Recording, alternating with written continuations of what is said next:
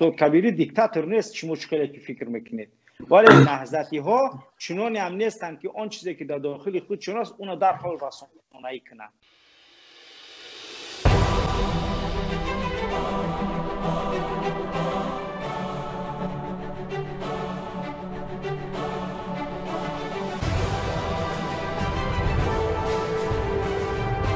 کریتیکاوات کرده میتونن کبیری را؟ اگر چرا نمیتونیم کریتیکاوات کرده؟ ما یک فرد آزاد هستیم و هیچ وقت برای ما کریتیکا کردن یگان مشکلی برای کسی نداره. نهضت داخل نهضت ده هست هم خیلی ممکنه رئیس کریتیکاوات برای چی ممکن نیست کریتیکا؟ بچه پیش کنه میکنه تا همقه وقت کریتیکا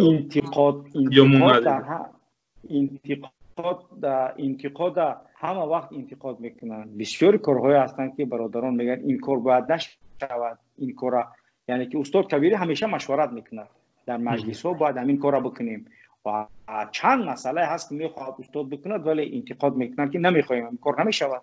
یعنی استاد کبیری دیکتاتور نیست. چه مشکلی که فکر میکنید؟ ولی نهضتی ها چنانی هم نیستند که آن چیزی که در داخل خودشون است اون در حال رسانه‌ای کنند. یعنی که بحث ها و دیسکوسی های زیاد میگذرد ولی اون میموند میان نوتری پارتی میموند و هر مسئله که اون قبول شد اون یعنی که به جامعه عرضه میشود، یعنی که همونا عملی میکنن.